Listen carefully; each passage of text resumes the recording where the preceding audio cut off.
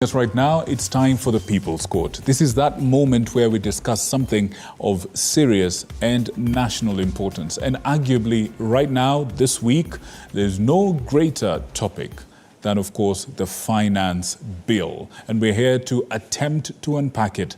And we have a team of people here who are to help us to do this. But we can't do this without you, the people who are watching from wherever it is you're watching us from. So we ask you to participate, we ask you to send questions, we ask you to send in your comments and your views through the numbers that will be on your screen. I'm not doing it by myself. Back after a long break is the great Linda Alela. Just before we introduce our guests, good evening, Linda, and how are you doing? I'm good, just as I was when we began the broadcast. And I think this is the most beautiful bit of it, where then we discuss things that are of importance to you and me, as Victor Yakani says. And so I think we'll go straight to introducing the guests that I have on this end as we go to the other side. And of course, right next to me, after a very long time, we have CPA Dr. Alex Kamau, who's a business consultant. Thank you so much for creating time to be with us, Dr. And right next to Alex is Peter Mwanja, the first time here, at least on People's Court. Yes, Managing Partner and Head of Tax and Corporate Finance, Ronald's Africa. Thank you so much for creating time. We are expecting to get great insights, you being a tax expert. And of course, on this table, last but not least, Kevin Osido, governance expert. This one is a household name. And of course, we just want to understand that governance aspect to things in relation to this finance bill that we're talking about, or act as we are talking about. And then, of course, on this other side, before Victor picks it, is Hilary Isaiga, who's a business person. Hilary, asante sana kwa kupata nafasi. We also have Sheila Lucy Karemi, CEO, Neskari Farm. Lucy, thank you so much for your time. And equally, this one is a household name, Brown Shalwa, who's a boda rider. And equally, of course, part and parcel of the taxi family. Sindio, asante sana for creating time. Victor, back to you with Mheshimiwa. All right. Thank you so much. Thank you so much, Linda. And for our guests, karibuni sana. And last but not least is, of course, the Honorable Member for Mbeere North, Honorable Jeffrey Ruku. Karibu sana. Thank you so You're not a stranger to our studios. Karibu sana. Thank you so much. Much appreciated. Now, I think we can start the conversation from the August House. Yeah. Talk to us about some of the things that have really been, somewhat problematic about this finance bill. We heard one of your colleagues, the Honorable Wamushomba, being very critical of this bill, being very critical of you, her colleagues, not you specifically, but all of you. As her colleagues, being very critical of not just the motivations behind this particular bill, but even the execution of it. What do you have to tell us about the process of this? Was there some sort of discord amongst Kenya Kwanza legislators? Talk to us a little bit. Take us behind the scenes. Thank you so much. I think, first of all, it is important to mention that we started with budget policy statement. Budget policy statement which was passed, was tabled in Parliament, and every member of Parliament there saying this is an extremely well-formulated budget policy statement, both minority and majority, and they said this is what Kenya as a nation needs. This is what our economy needs. But you know, politics is I think is a very dangerous game altogether, because we have a very nice crafted policy and budget policy statement, which everybody in that house is agreeing with. But we are forgetting that this is a budget which must be financed, and it can only be financed through a finance bill. When it's enacted, the Finance Act, it raises money to finance the very good budget policy statement which was discussed in the National Assembly, agreed by every member of National Assembly, saying that this is the best budget policy statement for the nation. And actually, we mentioned it in that house. So if I'm hearing you correctly, you agree that this is a wonderful thing, the policy statement is wonderful. Good, excellent. But you disagree on how to raise the money for it. Now, the issue of raising money to finance the budget policy statement Right. is what is contentious, is what is bring all this disagreement. You know, as Kenyans, we have to accept that, yes, we have a budget. This budget must be financed somehow. Okay? So the budget which we have at the moment, which we passed in Parliament, I mean, we have not passed the budget yet, but the policy statement That's right. indicates that we need 3.9 trillion to finance 2024-2025 financial year. In that 3.9 trillion, the estimated revenues is expected to be 3.354 trillion. Correct. And this is from ordinary budget of 2.913 trillion and A, you know. It's the appropriations in aid. Yes, of 441 billion Kenya shilling. So there's a fiscal deficit of 703.9 billion Kenya shilling, representing 3.9% of our GDP. So the question is, how do you raise this money? The deficit. Yeah, no, not even The whole thing. The whole thing. How do we raise this? Now, that is what is proposed in this finance bill. How to raise 3.9 trillion Kenya shilling. But then somebody would ask a question. You people discussed in Parliament. Yes. All the experts made their submissions, and you agreed that the policy statement is sound. Completely. Did anyone consult the people? Because it appears that the people feel different. The report isn't out about the public participation process that's going on right now. But a spot check has shown that, generally speaking, most people seem to be unhappy with some of the ways that the government proposes to raise the money for this budget policy statement. I checked on the Facebook of the chairman of the budget, Honorable Didinyoro. He had several public participation forums, especially in the counties which were not consulted or which were not public participation was not done in the previous financial year. He was going around correcting the opinion or the views of the Kenyans as far as the budgeting process of our nation is concerned. So there is public participation in terms of formulating the budget. And that is the same thing happening at the moment, that there is public participation as far as these proposals stipulated in the finance bill is concerned. It's not yet an act of parliament. It is a proposal. There will be many amendments depending on the opinion and memorandums which the finance committee is going to receive as far as this proposal is concerned. But I have to say this.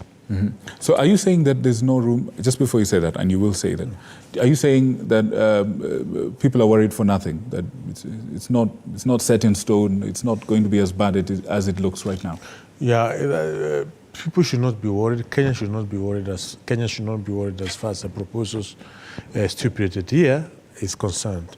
And I have to say things. As Kenya Kwanza government and members of parliament who are supporting this government, we are determined to ensure that Kenya Kwanza government is going to build confidence as far as the economy is concerned.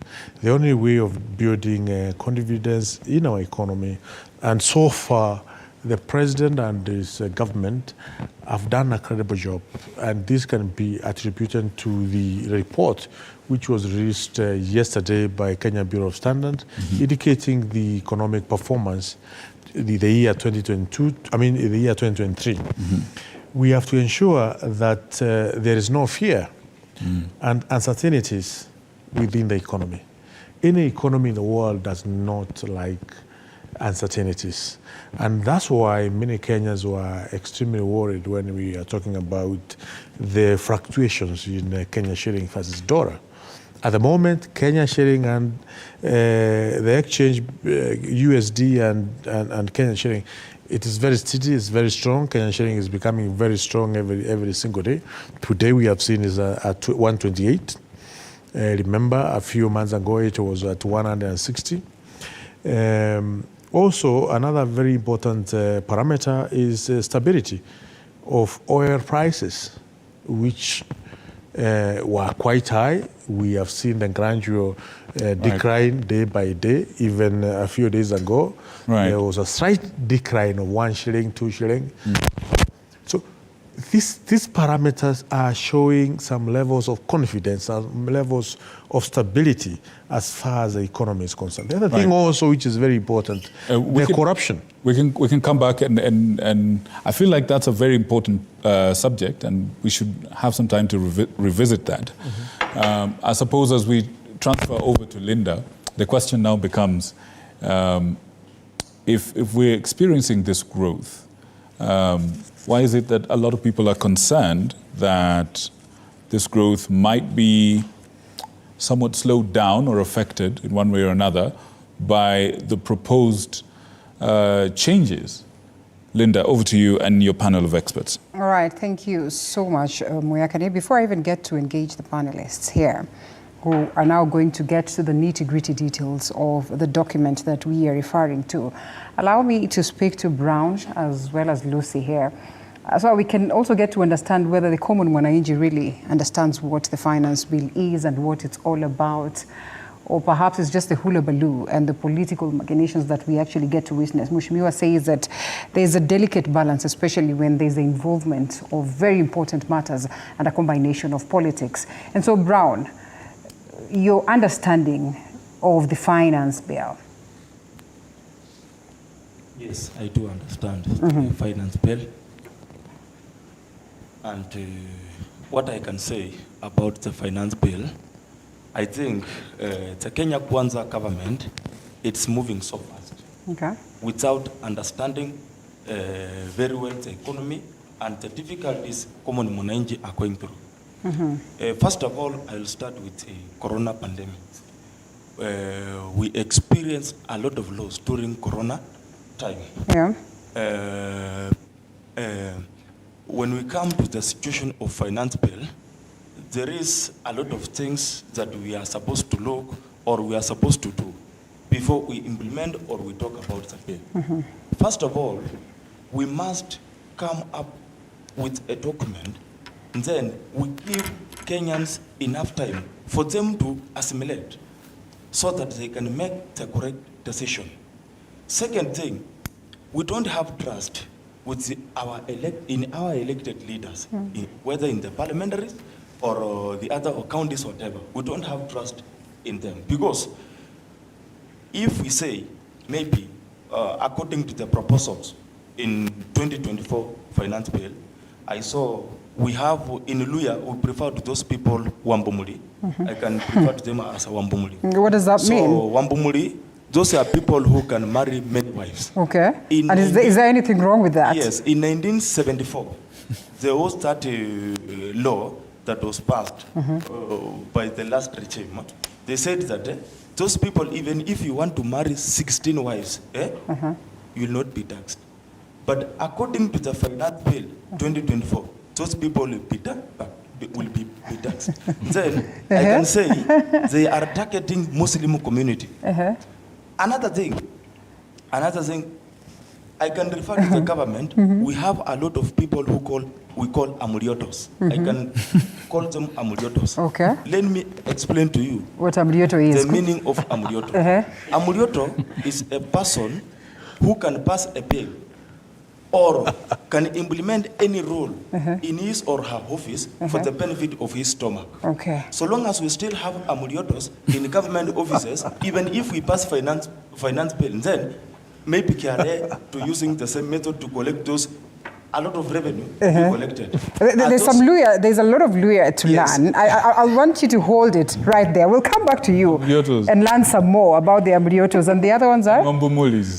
Hey, all right. But Lucy is a business. Let's just have Lucy come in. Lucy, you are a business person and a CEO for that matter. Linda. And you're in a farm, eh? I hope Lucy will not have some jargon. Lucy is from Karemi. I hope she does, so that at least we have a lot of learning to do. But anyway, Lucy, have you taken time to go through this document that we're talking about and let it be understood by Kenyans that, of course, this is not just a one-time document. And like Mheshimiwa says, that, you know, this is what will be the direction that we'll take in terms of making sure that we fund our budget. Have you taken time to go through the finance bill? And what do you make of it? Okay, absolutely, I do. And I'm here representing whole farmers. Yes. And one thing I can just say, as a farmer, I'm just afraid because I don't know what will happen, and whether the finance bill will just go through. But I'm just worried what will happen from zero rating to tax exemption to the common farmer. Already we know that the cost of input is high. But what will happen once the tax exemption has been written or it has gone through? So I'm so much afraid on my side, and that's why I'm just here representing and just trying to figure out what will happen once this rate has been exempted. So already the cost of input is high. We have the infrastructure which are affecting the farmers. We have many things which are affecting us on our side. And we don't know what might happen, but all we know, we hope that before the finance bill goes through, we believe that it will favor us, it will favor all farmers, and we believe that it won't affect us because once it goes through, we farmers will be really affected. Okay. And that's why we are really praying hard that it won't go through because it will really affect us at a high rate. We'll come back to you, Lucy. Hilary, hold kidogo. As we go back to Mheshimiwa, we'll come to you. In my introduction, I talked about the finance bill and somehow labeled it an act because then we probably have seen what has played out in most of the bills in Parliament today. And this has gotten us to a point where people have questioned the credibility of the parliamentarians there. That is it really an interest of the people, or is it about their own desires and the party desires? And therefore, before we get to hear from the tax experts, we come to you, who is a governance expert, Kevin Osido. We're talking about the finance bill, and we all agree that perhaps this is not the first one, neither is it going to be the last one. Well, just a second, I'm told that we have to hold a bit. All right, we have to take a short break. Allow us to take a quick short break, and then we come back with that very question to Kevin Osido.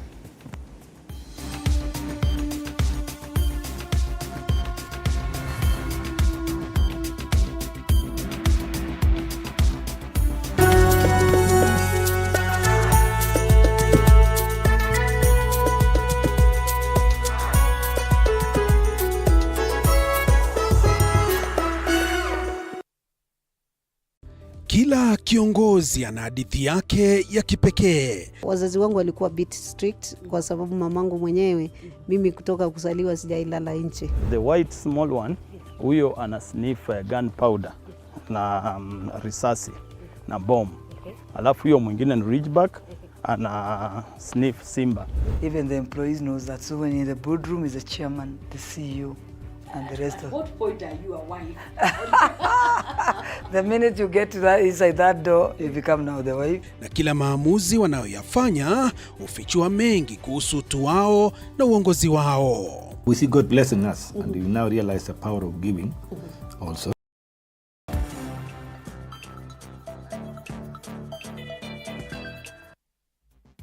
Back to the broadcast. Remember, the conversation is about the Finance Bill 2024-25, if we would want to call it. And on this end of the table, we have Alex, we have Peter, as well as Kevin. Kevin, this question is going to you as a governance expert. First of all, then we'd want to understand, can this document ever be perfect? If at all Lucy is going to say, I'm worried about us as farmers, and then Brown is going to say that I'm worried about us as taxi drivers and all that. Is this document ever going to be perfect? And what is this that is so bad about the current finance bill that we're discussing about, that first of all cannot be revisited? Or perhaps we would then want to understand that would get politicians even trying to find ways of getting our minds shifted to other conversations just so we do not discuss this particular one. Thank you so much, Linda. And the question that you ask is a very a very important question, particularly from the voice of the citizens and the place of public engagement, otherwise called public participation. And so to start with, I would want to probably give credit to Kenya Kwanza government in the sense that since President William Ruto took over power, we have seen, or rather the reins of government, we have seen a lot of discussions from the inaugural budget last year, 2022-23, then 2023-2024, and now we are doing 2024-2025. And so we've had very robust discussions taking place and coming from different people, including Omurioti and others. Omurioti. Brown, Omurioti. From the border sector and others, including Mama Mboga.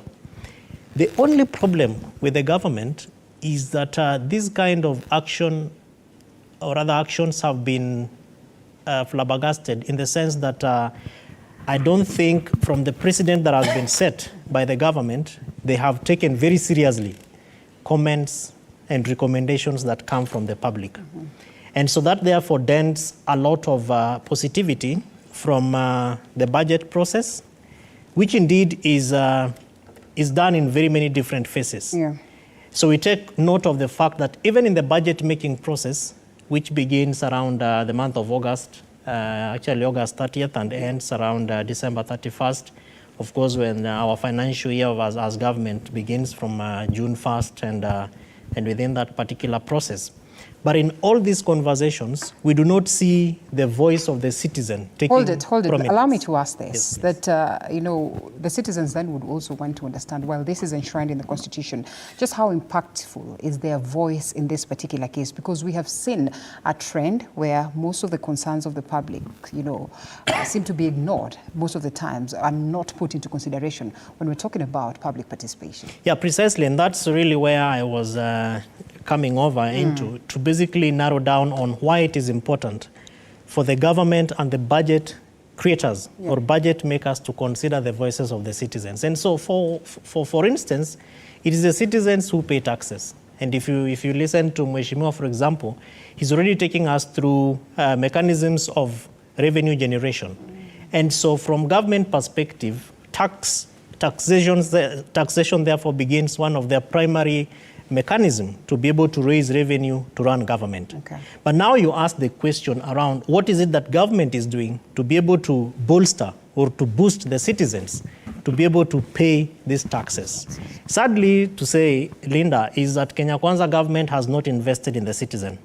And so a lot of what I would probably call a tax policy, which of course is missing, and again, President William Ruto and his team have been very categorical around beginning conversations around having a tax policy for the Republic of Kenya. And that tax policy, therefore, needs to narrow down into looking at how do we protect the citizens.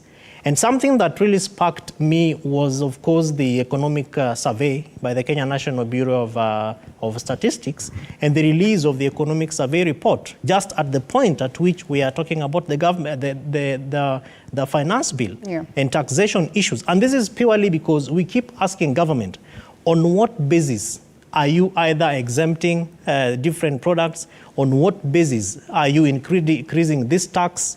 On what basis are you coming up with some of these decisions?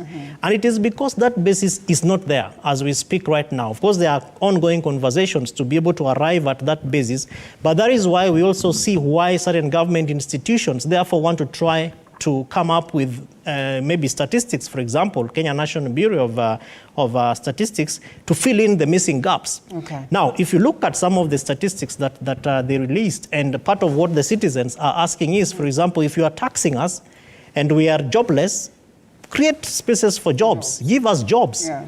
And so KNBS told us that, for instance, if you look at the different avenues for job creation, the informal sector is doing much more better than the formal sector. Now, the informal sector, Linda, and you remember when we discussed the last budget, the inaugural Kenya Kwanza government, we said that in this country, the informal sector is largely unregulated. Right. So we do not know, for instance, how many people are in the border sector. Of course, I know that there are lots of reforms that are happening, including registration from their stations, so that they know how many there are. But if you asked him, for instance, whether he pays tax or not, from just border, I'll tell you, they play hide and seek. Exactly. The clear answer is zero. But if you ask those who are formally employed, those who have payrolls, the government even knows the numbers. And so in their last government budget, they said, we are going to tax those who are employed and they are earning this amount of money. It is because the government has very clear statistics around how that is being done. If there's not this clarity, and I want to loop in Peter in this case because he's a tax expert. If there's not this clarity, what then can we say? Is the government getting it right, all said and done? Overlook the finance bill, just look at the previous budget and coming into this one, tax-wise, are we on the right trajectory? Thank you, Linda. And that's a very good question. Yeah. And I like the way Mheshimiwa said that, the bill as it is just a set of proposals. What he didn't mention is that last year, when we had the finance bill of 2023, there was a set of proposals there was as well. a set of proposals which found themselves in the act as they were, without any change. And therefore, it's very important that as we have this discussion, we try and ask ourselves to what extent, or some of these proposals that we are putting across, what is the ripple effect of those proposals in the economy? For instance, when you say you want to introduce VAT on financial transactions by commercial banks, and at the same time, we understand that perhaps about 50% of our population don't even have bank accounts. Are you trying to push people from the formal financial system? And what is the ripple effect of that? Are you trying to tell small-scale traders to avoid banks and transact in cash and avoid anywhere they're banking their money? And what happens then? Will they be able to access finance and credit? So it's really a conversation that is supposed to be sort of structured for a wider discussion, and not just revenue collection. And I like the way Mheshimiwa said that we should always read the budget, or rather the finance bill, together with the budget proposal so that we can understand. But I tend to think and differ with him and say that some of these proposals also need to be looked at from a wider context, not just tax collection, but what that does in terms of spurring the economy.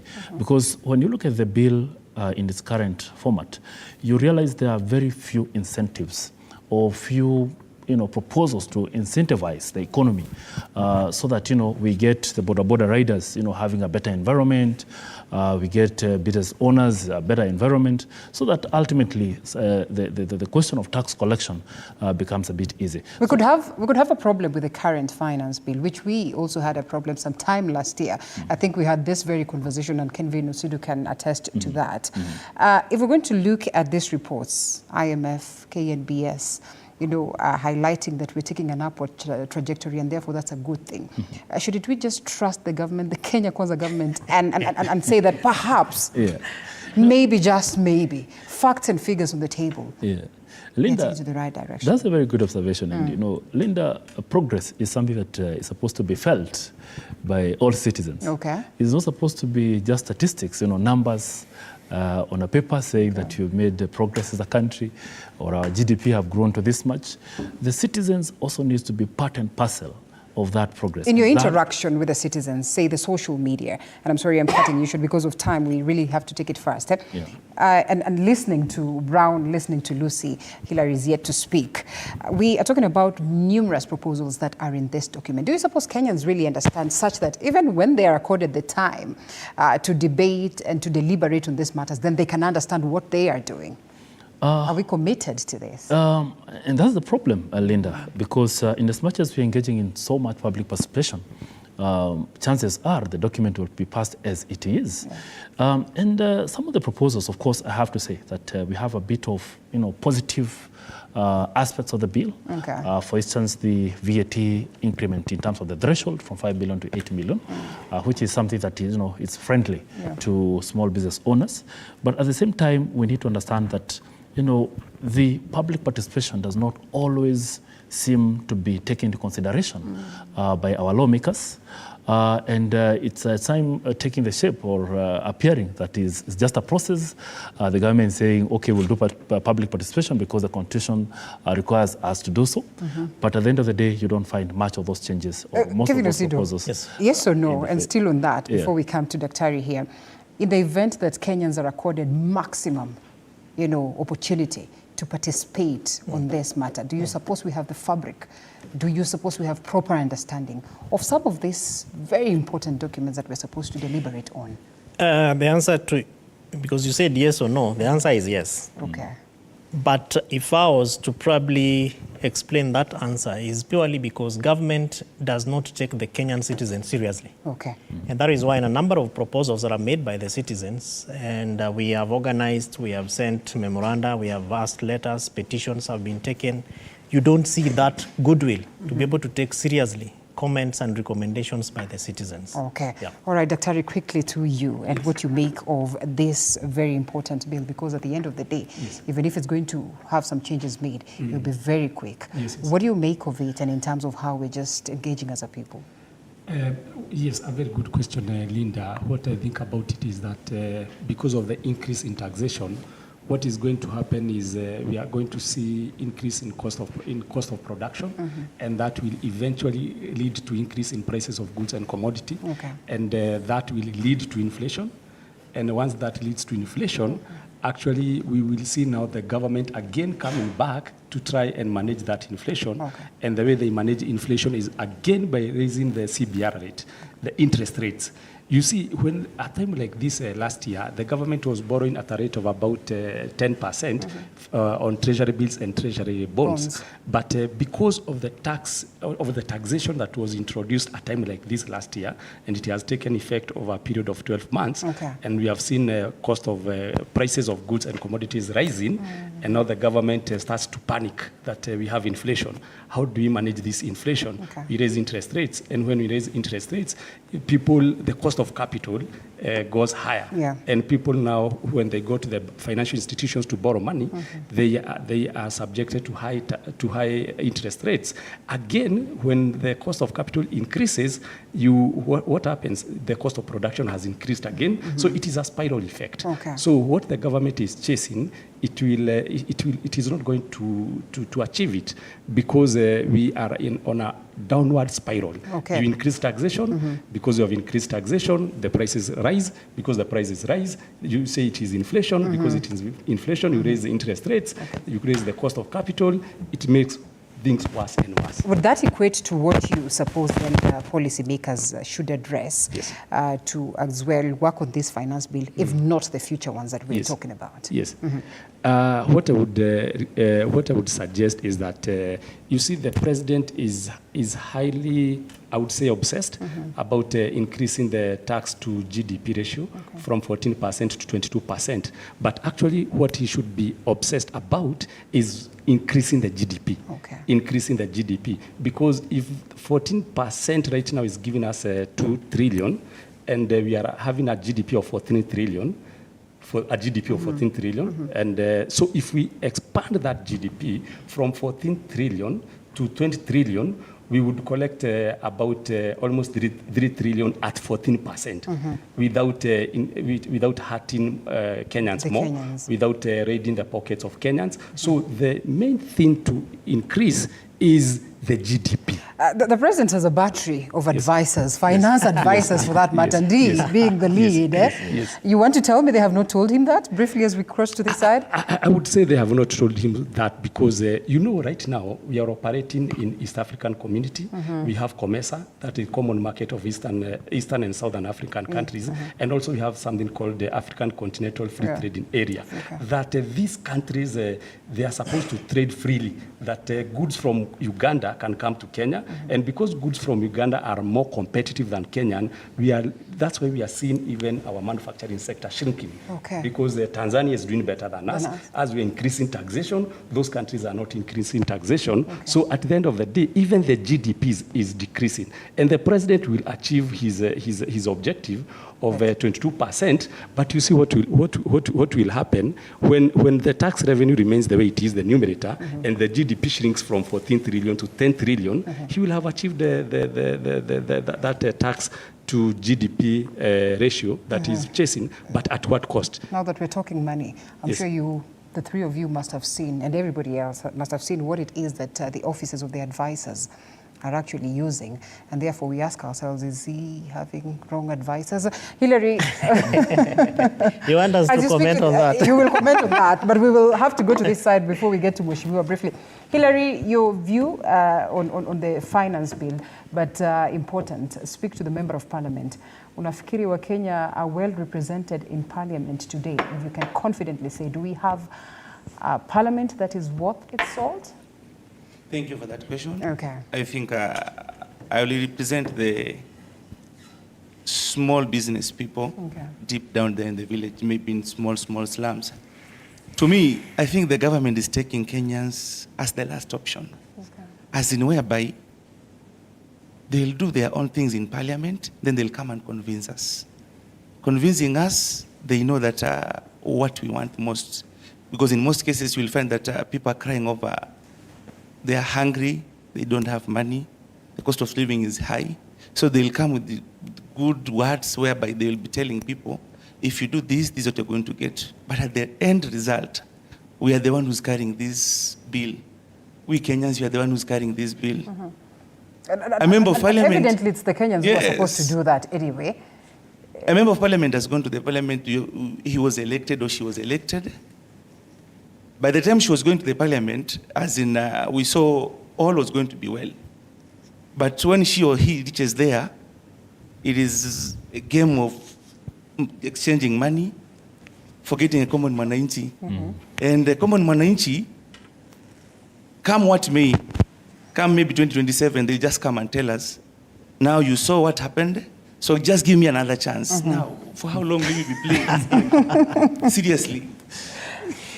Victor Moyakane, good question, and I think I want you to take us all the way to Mbeere North. Mheshimiwa, your people are talking. We can go to Mbeere North by way of Parliament. We start from Parliament. So what is your response to some of the things that are being raised? Hillary here is saying you and your colleagues are all about playing games and broken promises. What do you have to say? You know, members of Parliament are part and parcel of the community. We live in this society. We live in the streets of Nairobi, in the streets of our constituencies. And we have information on what is exactly happening in our villages, in our towns. So we don't live in a secluded environment. I'm a bit disappointed with what Dr. Ria said as far as expanding of the tax base is concerned for this economy. That the government should be able to expand the GDP instead of the tax base. You know, we need to be honest. Yes, the Kenyan GDP has been growing in a gradual manner. The economic outlook, which was released yesterday by Kenya Bureau of Statistics, shows that the Kenya GDP has grown by 5.6%. Yeah. And it has grown by 5.6 when we are in a very difficult economic environment. Bearing in mind we had a finance bill, and that case Finance Act, which was seriously debated. Like none other finance bill has ever been debated that way. And which many people, from the business sector to civil society, saying that this finance bill is going to hurt the economy in a very serious manner. So they were proved wrong? Completely. They were proved wrong completely because the statistics are there, unless now they would want to say that those statistics are not real, you know? Because he's talking about inflation. Right. An inflation which has been seriously managed by this government. When the Kenya Kwanza government was coming to power, inflation was about 9-point-something percent, 9.8, I think, percent. The outlook yesterday said that 2023, it was maintained at 7.7%. At the moment, it's about 6.8%. Meaning that many Kenyans have higher purchasing power. That's what inflation talks about. The lower the inflation, it indicates that Kenyans are able to buy a basket of goods than they could, if it was 9.9% last year, and now it's 6.9, it means you are able to afford more than you could afford in the last financial year. So what we are supposed to talk about is those fellows who are senior in Treasury, those people who are given authority, like us members of parliament, we have a responsibility to be innovative. We have a responsibility to be innovative in the sense that which are these areas where we can be able to generate revenue for the government, for government to be able to implement its programs and projects. For instance, I'll give you an example. I have a bill in Parliament at the moment, which I'm calling Virtual Asset Bill. Virtual Asset Bill is aimed at taxing the virtual asset space. Last year, 2023, Kenya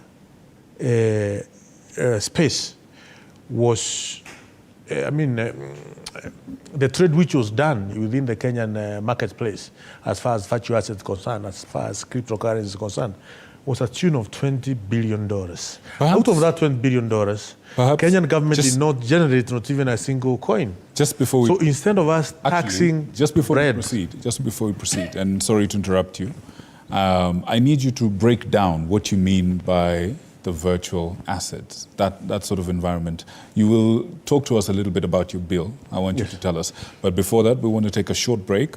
When we come back, we'll come back with Mheshimiwa, and we wish to know exactly what his proposals are in the bill that is in Parliament, that he is actually taking the lead on, as well as some of his other concerns that were raised by Hillary and the rest. If you're watching us from home, send in your questions through the SMS line on your screen, through the WhatsApp line on your screen, and if time allows, a little bit later, we shall take a couple of calls. But please, keep it right here. We'll be right back.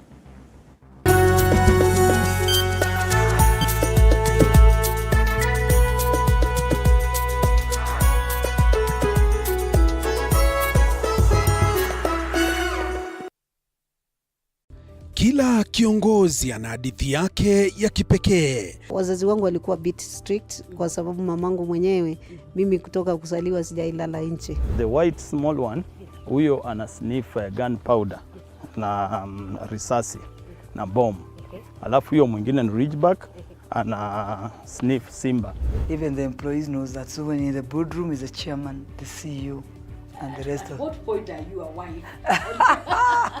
The minute you get to that inside that door, you become now the wife. Na kila maamuzi wanayoyafanya hufichua mengi kuhusu utu wao na uongozi wao. We see God blessing us, and we now realize the power of giving also has to be rewarded back. Kupitia kipindi Mfahamu Kiongozi, tunakuletea mahojiano ya kusisimua na uchambuzi wa kina kuhusu viongozi wetu. Pick your core business as the bigger stones. Put them in your diary first.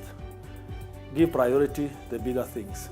Usikose kila Alhamis saa 1:30 jioni.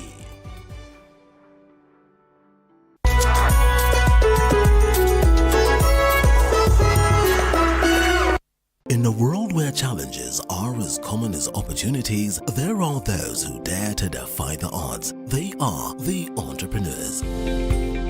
Entrepreneurship isn't just about starting a business, it's about embracing uncertainty, pushing boundaries and turning dreams into reality. Hata ambao ni pesa ya kusave, wallahi. Mbao mwaka ni pesa nyingi sana. As long as you're earning something, there's always that opportunity to save. And you start with where you are. The way we run the business is in a very unforgiving way, where every team member has to bring out their best. So, to all the dreamers, innovators, and risk takers out there, remember, being an entrepreneur isn't just a job, it's a way of life. Join the journey. Become an entrepreneur. The Grind, Mondays at 7:30 p.m.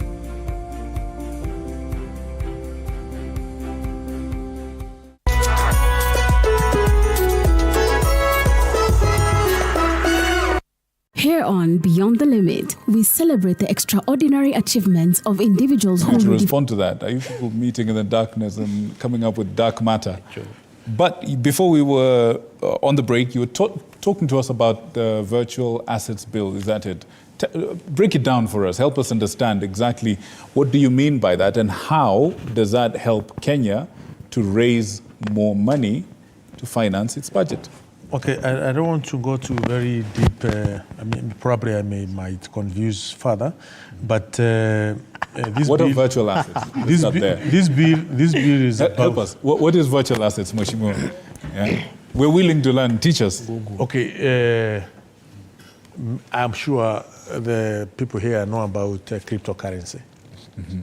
That you are able to trade. For our audiences at home, things like Bitcoin. And so on. Yes. Binance, yes. Binance, we have quite a number of coins under that wallet, whether it is Bitcoin, whether it is Ethereum, whether it is Dogecoin. You know, there are many coins within that space. Not only that, even NFTs are being traded. Which way you trade? I am curious. So this is happening. You mentioned some very interesting figures. You said last year, as a certain amount of money was traded in those spaces. $20 billion. $20 billion. Yes. In Kenya. In Kenya. How much was the government able to access from that? Zero. Not even a single dollar. So you're proposing yes. In your bill. Yes. You're proposing to create a system for yes. the government to be able to access. Correct. How much do you anticipate we'll be able to earn from that as a country? Depending on the percentage, even if you say, for instance, we talk about pay as you earn, which is yes. 30% of whatever you earn. So even if you are talking about 20% or 10% of $20 billion is a huge amount of money That's for a this lot of economy. money. And this trade is growing every single day. We have 3 banks in Kenya which are trading in cryptocurrencies at the moment, or within that space of virtual assets. We have Equity Bank, we have Southern Bank, we have DTB Bank, deep in this trade. Exchanging, you know, you can be able to transfer your coins and get it into Kenya shillings. Right. So, is this part of the creativity you're proposing? You're saying that people should be creative in trying to raise money? People should be more innovative. We should not be targeting bread, which is a common good in each and every household in the Republic of Kenya. There is this space, which we are talking about virtual asset space. This finance bill is also proposing, and I'm happy with that proposal, on taxing the derivatives market. In derivatives market, people may trade in derivative market when they are in Russia, in US, in South Africa, and they are not taxed any coin. And it has been happening for quite some time. But with this implementation of this finance bill, we are going to get some more revenues from derivative market. Probably you ask me what derivative market that was the about. next question. And I say is where you are getting more, let's say, revenue, or you're able to transact a certain or to trade in a certain business, not through a guarantee. You know, we have letters of credit, for instance, as a guarantee that you'll be able to deliver whatever you have been asked or whatever the goods you are supplying to a certain organization. Right. So you get a letter of credit for you to be able to get goods from China, get in Kenya. Once they are in Kenya, it assures everyone that the money will be paid. The money will be paid. And it's backed by something trustworthy. Yes, yes. So whatever is backing this rate of credit, we can still go further and use it to do other trades, you know.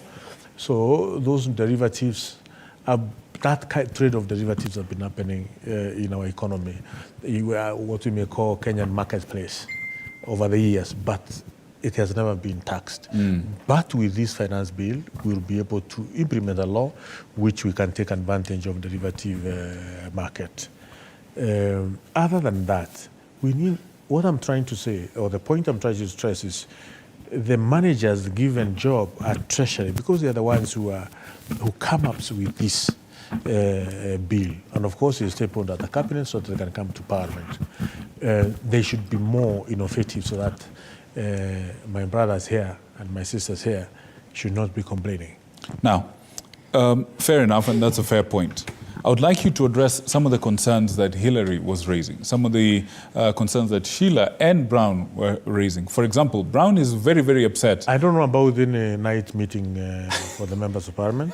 No, specifically, Brown is quite upset about, as a former Boda rider himself and the chairperson of the Taxi Owners Associations or Taxi Practitioners Association, if I'm not wrong, they're upset that there's more tax coming their way. Apparently, one of the things that this bill proposes to do is to determine the excise tax rate for specified motorcycles.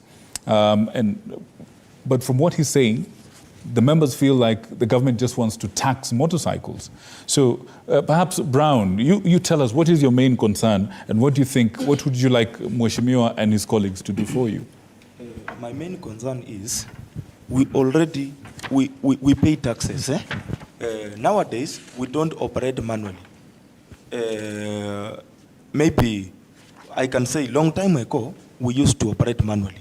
So it was very difficult for the government to go for a motorbike sector for them to be taxed. Because they were informal, they're not organized. Yeah, but during Matiang's regime, he came then, he did a meeting with the motorbike sectors, with the president of Boda. The other time he was here. Yes. Then we talked about it with him. Yes. Even you are the one. Yes, I remember that. Directing us. Yes.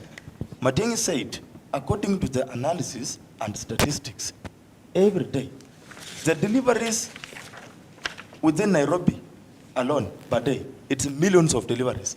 So, Boda sector alone is giving Kenyan government almost 8 billion per year.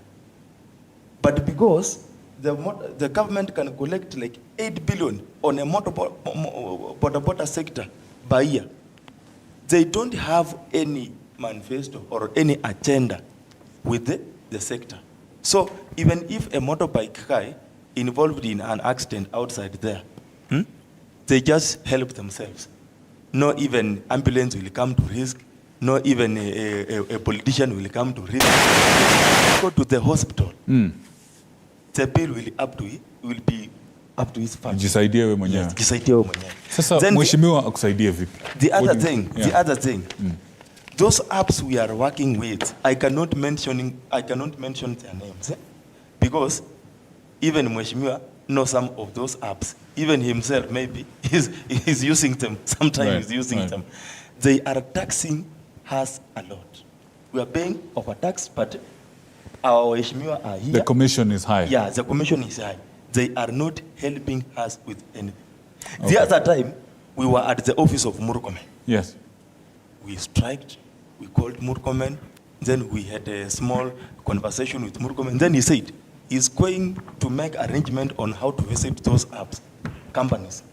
Then he will make arrangement and they will talk together so that we can take something home, But now, even to fuel that car, to maintain that car, it's a big problem. All right. We are just there All right. to keep ourselves busy. Okay, okay. I hope you're noting that.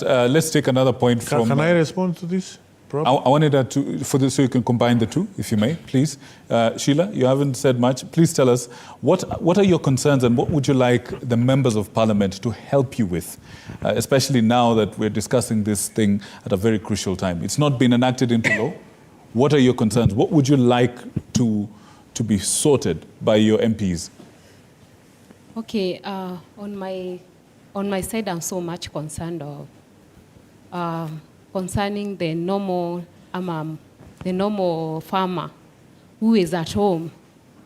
The farmer who is at home right now, who is doing farming in rural area, some of them doesn't even understand the tax, the one tax. Some of them, they don't even understand the financial bill.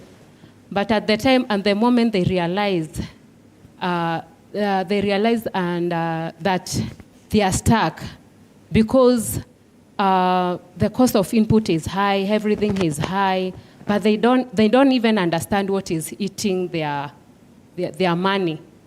At the moment they realize that they are stuck in one place, hawaendelei. So unakuta huyu mkulima hawezi songa kwa sababu yeye mwenyewe haelewi ni nini inaendelea kwa the government of Kenya. So once you consider, or once you are doing the work of taxation or the financial bill, you need to consider the normal mwananchi mwenye ako huko nyumbani, yeye mwenyewe aelewi what is going on, kwa sababu utakuta vitu, kila kitu ni high. Ikikuta fertilizers zenyewe ziko high. So at a moment unafika, sometimes tunasikia that the tax rate inaenda kupanda from ifike 5%. So huyu mkulima na amepata 100 shillings. By the time I realize 5 shillings imetolewa kwa the money yenye ameshapata. So you need to consider the common farmer. Mwenye kuko nyumbani, the cost of input is very high. Everything is very high. Sometimes I don't understand what is going on in government. And that's why we are stuck in one place. Okay, Sheila, thank you. And Hillary, quickly, what's your question for Mheshimiwa? What would you like the parliamentarians to do? And before you say that, consider that public participation is happening all across the country in some select counties. What can you do to make sure that your views are captured in there? And what would you like the likes of Mheshimiwa in Parliament to do once this thing comes back for discussion? Thank you. That's a good question. I think I'll just go direct to Mheshimiwa. And Mheshimiwa, for the sake of Kenyans, we know Kenya has to run and it needs money. And we as the common mwananchi, we are supposed to make sure that we are paying our tax. We are doing all that is needed. But the question is, how much you are telling us this taxation is going to probably be hiked. Now the question is are there any mechanism you are putting on the table to show us that finance, the year 2023, now we are in the year 2024, at least what have you done to show that Kenyans, this is what we have achieved? And by the time we are coming and telling you that we want to increase the taxation, we have this, we have this, we have this. That is one point. Another point is... Quickly, please. Some of us down there deep in the village, maybe down there in slums there, people don't understand what is a finance bill. Because I think today I talked to somebody and the person was telling me, I think they're just copy-pasting. What happened in 2023 is now, they're just going to improve some slight things 2024, and then they'll come up with another budget. All right. Thank you. You want me to respond to that? Before we shift, we shift over to... So, Linda, please have your folks on standby, because some of the things that have been raised by the two gentlemen and the lady are things your gentlemen can look after. But Mohesh, what response would you have to? First of all, I want to thank this gentleman and also the lady and my brother there for the concern, and especially the motorcycle. And why I want to thank them is because an extra sharing from those who are at the bottom of the pyramid it has a bigger impact, serious bigger impact than those who are affluent or at the top of the pyramid. One extra sharing the pocket of a boda business person has a serious impact than those who are at the top of the economic pyramid. Mm-hmm.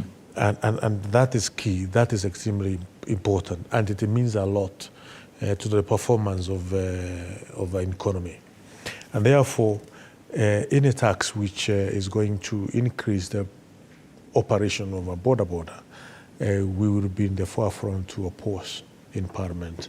And true to it, if you look at Section 42 of the current Finance Bill 2024, it describes about the motorcycle tariff, which probably is likely to be levied against, those who are in this business. So this is something which we are going to take very seriously. And not only the issues of the tariff, we have the police stations across the country have become motorcycles yard. If you go to my local police station in Chicago, we have probably more than 300 motorcycles lying there. Each and every police station in the Republic of Kenya, many motorcycles are there.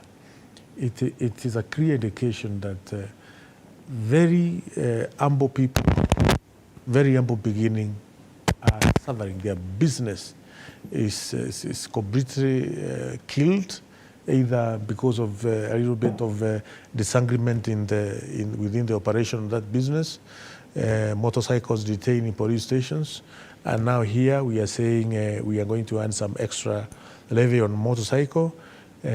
Some of these motorcycles in the police stations are bought through SACCOs, loans. They are still paying those loans, and they are not doing any business.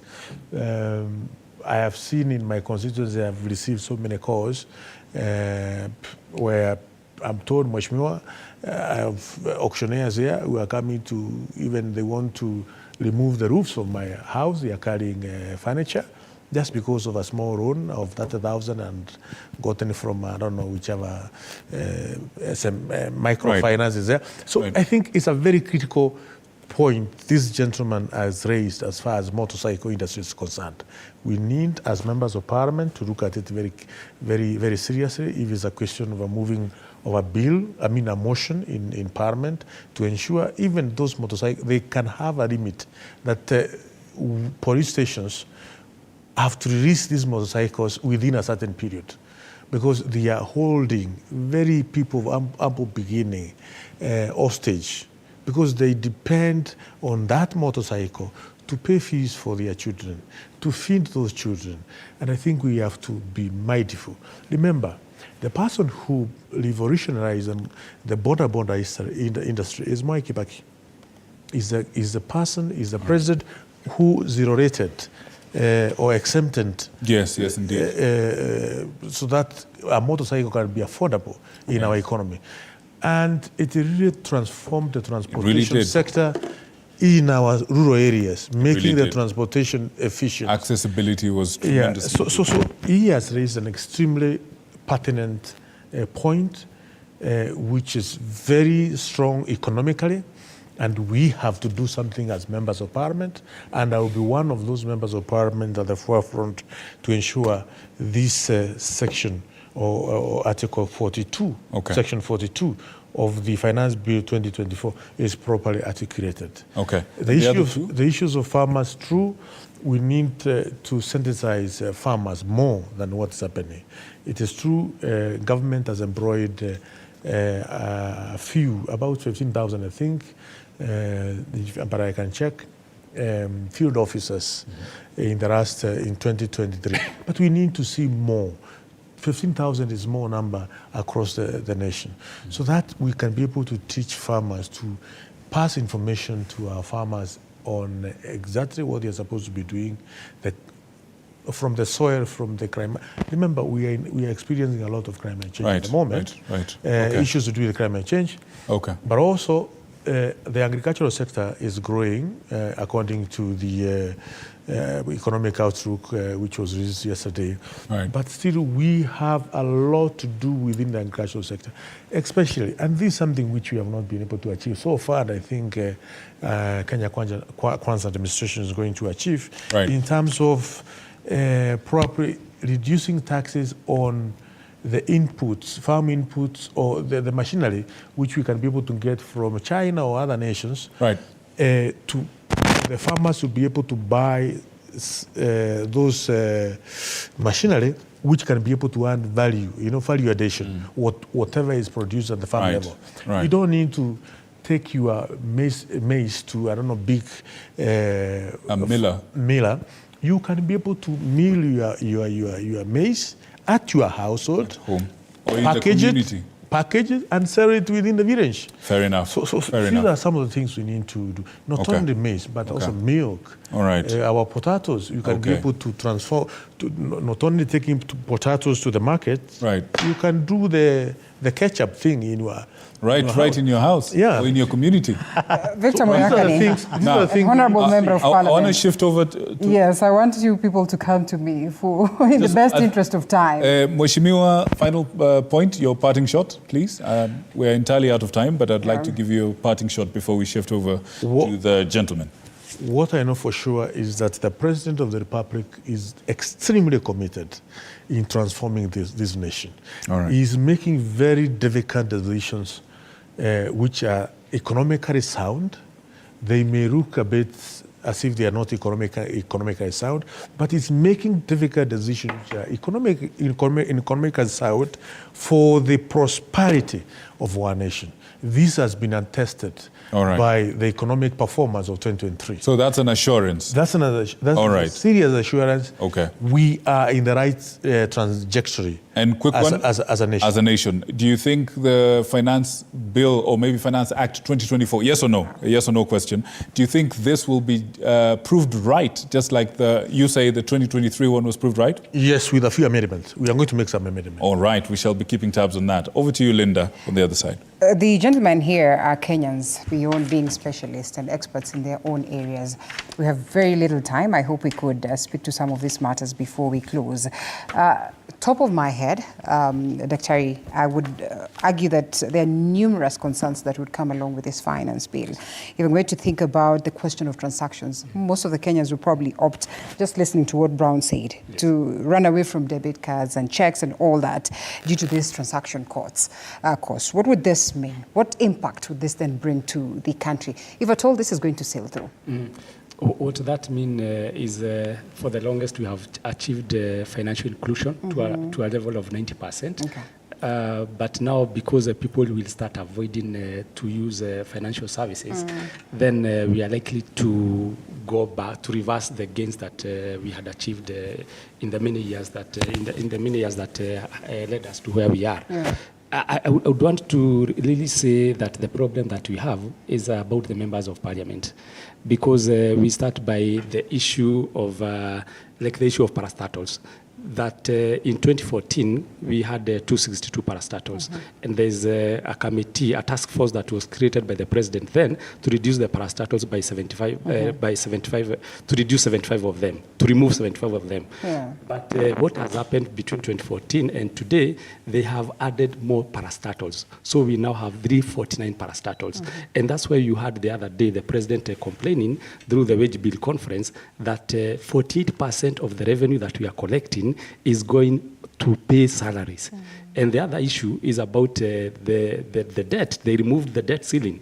You remember every other time they would want to borrow more, they would go to the parliament and say, we want to expand from 10 trillion to 11 trillion. They removed that, and they came up with another measure that is very arbitrary. So what has happened, the Kenya Kwanza government, since they took over about 2 years ago, the debt at that point was 8.7 trillion. As we speak today, it is about 12 trillion. They have borrowed more than 4 trillion. But as Mheshimiwa is saying, that this year they are going to borrow 500 billion, it is not true. Because last year they had said they would borrow about 700 billion. But if you say but right now, if you look at the statistics that we have at the Kenya National Bureau of Statistics, the Kenyan debt is about 11.5 heading to 12 trillion. Okay. So what I would urge the members of the government of the parliament is to be true to the people that elected them. Okay. Because in many cases we are seeing that they are putting their own interest first and not the interest of the common mwananchi. Okay, the truth that we get tonight is that Mheshimiwa says that we really want to have Kenyans being creative, innovative, and making extra, and all that. Just how fertile are the grounds for this? Well, that's a very good question, Linda, and it's quite interesting that it's coming from Mheshimiwa here. For me, the major concern about the bill or the current bill that we are talking about is the consistency of the government in terms of tax policy. You realize that some of the proposals that we are seeing in this bill are actually reversing some of the incentives that had been given in the Finance Bill 2023, in the Finance Bill 2022, and less than a year later, we are here sort of trying to reverse the same. And remember, we live in a very competitive world, Linda, and sometimes when we send those mixed signals, when we show the investors that our tax policy is not certain, and I think Mheshimiwa talked about certainty in the economy as a very fundamental issue.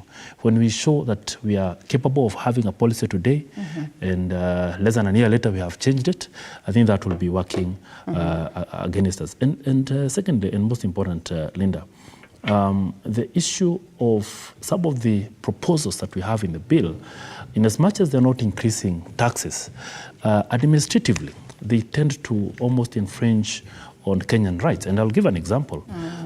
When we have a proposal in the bill that says that KRA can attach your bank, despite you having gone to appeal their tax assessment in court. What are we saying? Are we saying that while the Constitution under Section 50 provides for fairness in terms of dispute resolution, do you want to also say KRA can actually, reverse all that and be the judge, the executioner, and decide when to attach your bank accounts and when not to do so? We are sitting as Kenyans knowing that KRA is the big brother watching and they're coming for you anytime, Kevin, quickly, and I'm sorry I'm taking this away from you because of the aspect of time. I want you to speak to civic education, which is very crucial, and as well, you're a governance expert. You all understand pretty well that government will definitely face some challenges if at all they're going to implement this finance bill, if at all it's going to be an act. I mean, what would you say in relation to that, and how would you advise Kenyans to prepare in terms of adapting to the same? Thanks. A very, very good question. Now, in terms of informing the proposals or the finance bill, is to engage in the processes. And now, what we have seen parliamentarians doing, and I have attended a few of those meetings, I think is not very strategic, because we do not see members taking that active role to be able to civically educate. So basically breaking down what is already on paper, because you're not engaging people on what you think. This is a fact. The document is 136 pages. We need a much more simplified version. I hope that Treasury guys are listening to this, and indeed people who sit behind the generation of these documents provide us with citizen popular versions, which are not very many pages as are. Number two is, as members are going to be able to engage with the citizens in these particular processes, and of course even civil society, private sector, and many other stakeholders are invited up to, I think, June 30th to be able to, engage and provide proposals. There is need for us to begin to even provide definitions. For example, you come across things like tax exemption. What does that mean? You come across things like standard rated tax. What does that mean? Purely VAT, but really the way it is framed in the document is quite confusing. You come across issues like zero-rated goods, and then we have a raft of so many goods from bread. Just call bread, unleavened bread. What does that mean? Issues around the milk, processed milk, from pharmaceutical goods. Mheshimiwa spoke about China and imports, and the lots of explanations that is required, even from issues around to do with how steel is referred to, because government has a policy around housing, but we don't see that, in terms of what government wants to benefit or get out of the housing program against the proposals in the finance bill. So there is a lot of education that members of parliament and other stakeholders need to do, and probably even some opportunity for members also to have mechanisms of capacity building for members themselves before they go to the citizens. Number three, Linda, is yes. Number three is show us what the tax has done. I think it was Sheila or Brown who asked, so 2023, what did we do? Now it's 2024, what have you done? Deal with the gaps in terms of helping Kenyans, and I know that Kenya Kwanza has borrowed PDU, Presidential Delivery Unit, which has now been given a different name. Please break down to Kenyans what you have done with our tax against the degree of propaganda on the extravagance that we see around corruption, misuse of public funds. I am quite alarmed more than what KNBS has done. We have to close. This is really not what Kenyans are looking for. Kenyans are asking, why has our president chosen to use an aircraft that consumes this amount of money against basics that Kenyans really understand? So that aircraft is not paid by the there is a lot of work that Mheshimiwa has to do, and largely Parliament, in terms of helping Kenyans to understand the finance bill and ultimately where we need to go to in terms of taking into account the proposals of the citizens. Linda, you know that Kenya Kwanza has not done well to show Kenyans why they need to go to these forums. All right, gentlemen, we have to close. We have to close. Let us blame Victor for not according us enough time on this. No, Victor.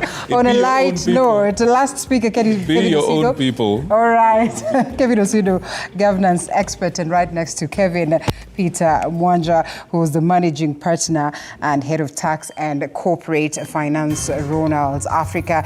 And lastly, we have CPA Dr. Alex Kamau, business consultant. So this at the end. Thank you so much, Hilary Isaiga, who's a businessman for creating time. And lastly, Sheila Lucy Karimi, CEO, Neskari Farm. And we'd not forget to appreciate Brown Shalwa, a boda rider, Mheshimiwa